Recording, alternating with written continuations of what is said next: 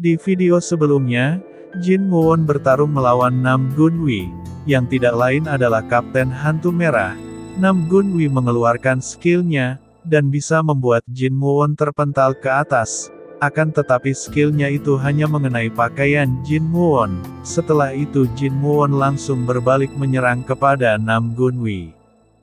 Sebelum lanjut ke videonya, alangkah baiknya, bagi sobat-sobat, kakak-kakak, adik-adik, paman-paman, uwa-uwa, yang baru bergabung di channel ini, tontonnya dari part 1 biar kalian paham akan alur ceritanya. Tanpa berlama-lama kita langsung ke videonya.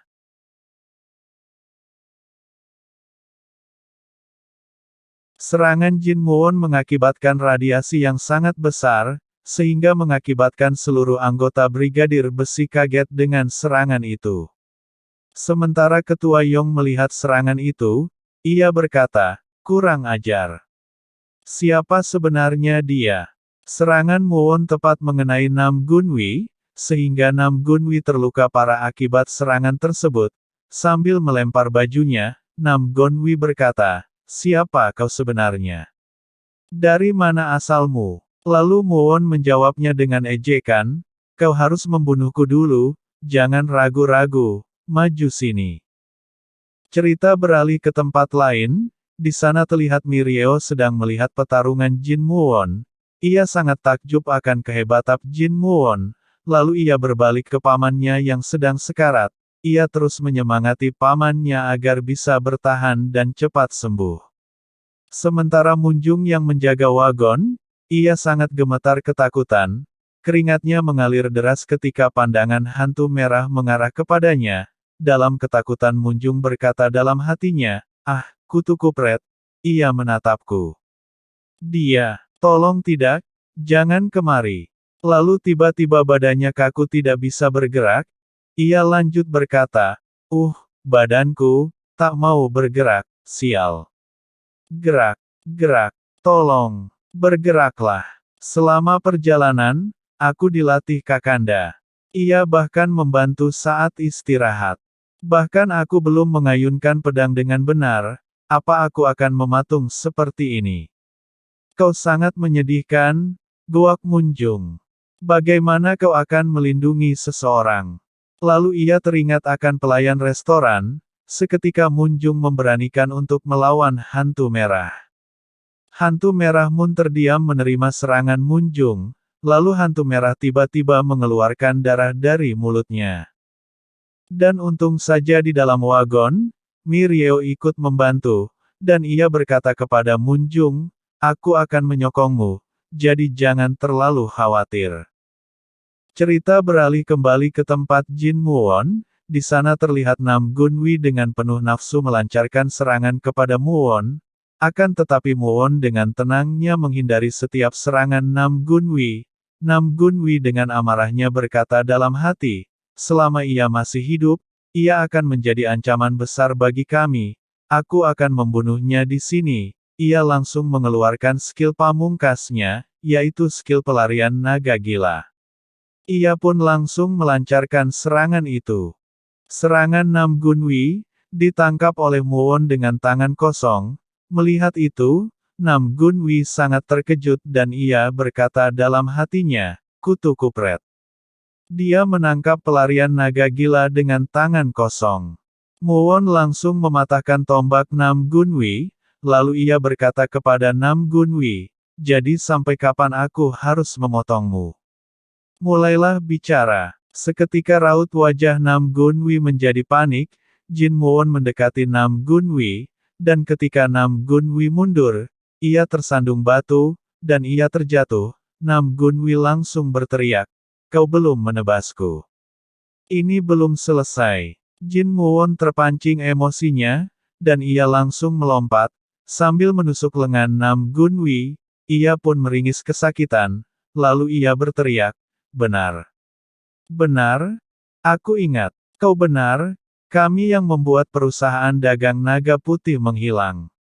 Cerita beralih ke tempat di mana Ketua Yong sedang bertarung dengan Yang Yol. Ketua Yong mengeluarkan skill taring kemenangan naga api. Seret Yang Yol berhasil ditebas oleh Ketua Yong dengan skill tersebut. Sesudah menebasnya Ketua Yong berkata, "Ci, awalnya aku ingin mengampunimu, dasar kutu kupret gigi."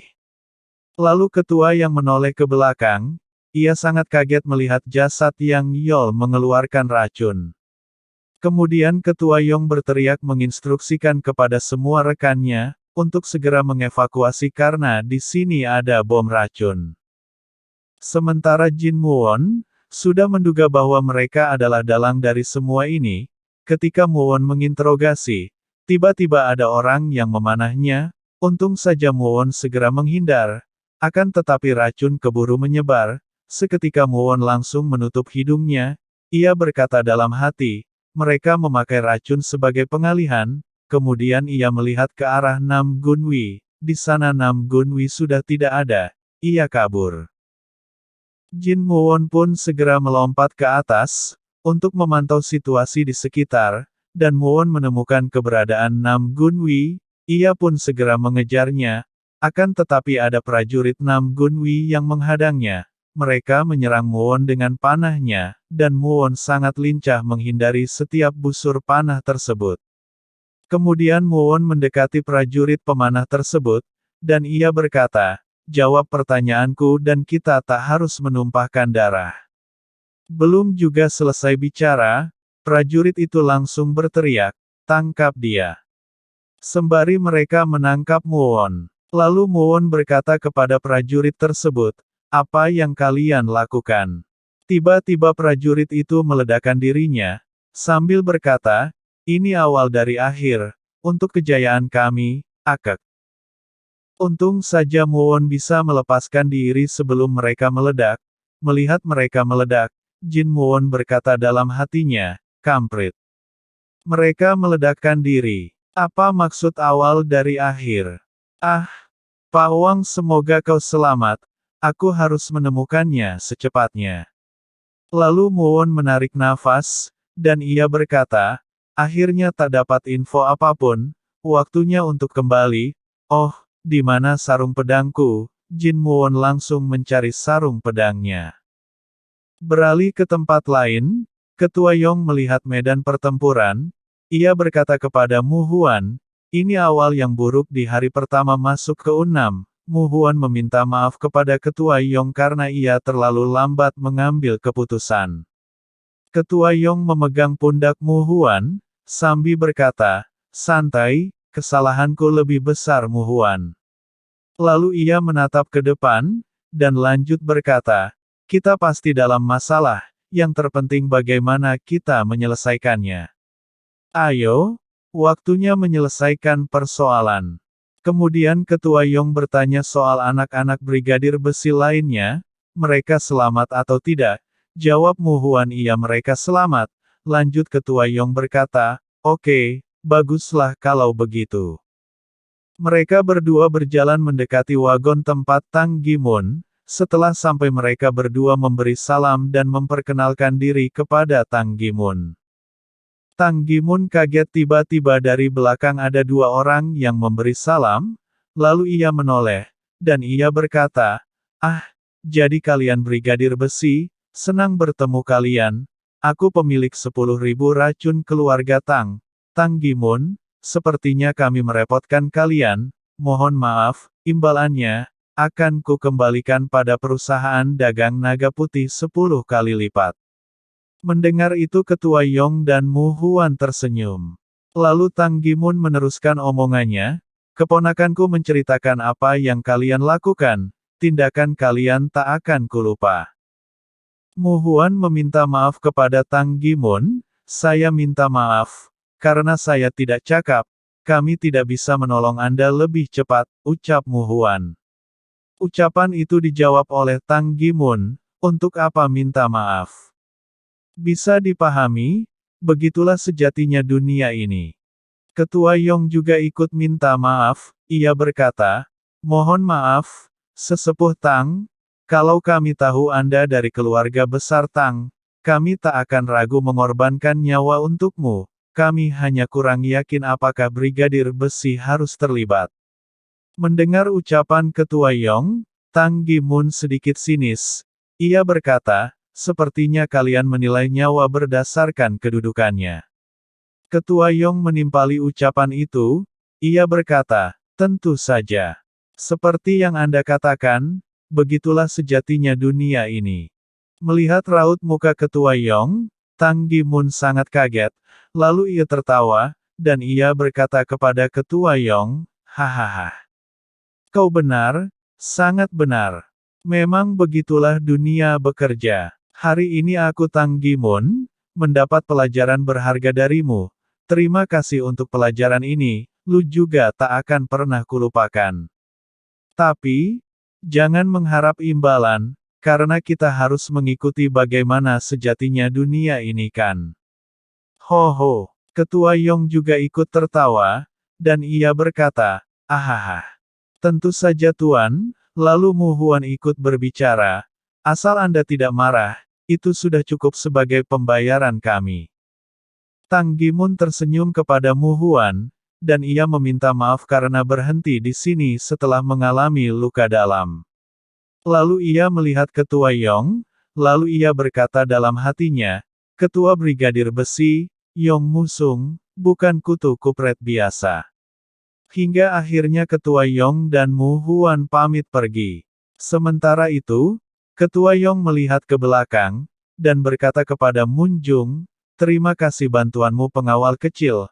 Aku akan mandi racun, sebelum berbahaya, kalau bisa istirahat di tempat lain. Mendengar mandi racun, Mi Rieo sangat kaget dan bertanya kepada pamannya. Kau akan melakukannya sekarang. Mi Rieo sangat khawatir, dan bergegas mendekati pamannya. Tang Gimun mencoba menenangkan Mi Rieo. Ia berkata, aku akan baik-baik saja. Lukaku tidak fatal karena pengobatanmu. Terima kasih sudah bekerja keras, Mi Rieo, saatnya aku membalas budi. Lagian, cuma ini yang bisa kulakukan. Tang Gimun menyuruh kepada Mi Rieo, agar orang lain tidak ada yang mendekat. Lalu Tang Gimun bersiap untuk memulai mandi racunnya, ia mengeluarkan skill, detox katak putih, pertukaran racun, racun kehidupan. Sehingga seluruh racun yang ada di sana masuk ke diri Tang Gimun. Ketua Yong melihat itu dan berkata kepada Mu Huan, ia mampu membunuh dan mengobati orang dengan racun. Itu sebabnya ia dianggap sebagai master racun. Mereka juga cukup eksklusif karena hanya hidup dengan keluarga semarga. Sementara Tang Gimun sedang melakukan proses penyembuhan dengan racunnya sendiri, dia menghirup seluruh racunnya melewati hidung. Lalu tak lama ia mengeluarkan melewati mulut. Prosesi itu membuat Mi Rieo sangat khawatir akan keadaan pamannya. Singkat cerita, ketika Tang Gimun sudah merasa baikan, tiba-tiba Jin Muon datang dari dalam hutan, ia mencari sarung pedang. Melihat kedatangan Jin Muon, Mi Rieo langsung berteriak, ah, penyelamat, syukurlah Anda selamat.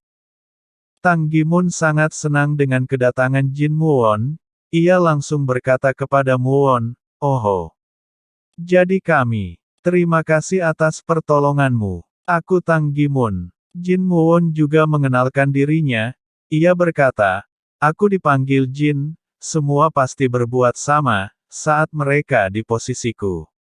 Tang Gimun berkata kepada Muon, "Aku berencana menemuimu, tapi malah kau yang datang. Aku baru selesai mengedarkan ki beracun dalam tubuhku, jadi sementara ini aku tak bisa bergerak. Tolong jangan tersinggung karena tak bisa berterima kasih dengan benar, hoho." Jin Muon memaklumi keadaan Tang Gimun, ia berkata, "Aku mengerti, bagaimana lukamu?" Tang Gimun menjawab pertanyaan Muon, "Hoho. Berkat kamu aku bisa membaik. Demi kehormatan 10.000 racun, aku, Tang Gimun, pasti akan membalas budi." Di lain tempat, Ketua Yong dan Mu Huan melihat situasi itu, sementara Wakil Chae, yang melihat dari kejauhan berkata dalam hatinya, Jin, mulai sekarang. Dunia persilatan, semua akan membicarakanmu.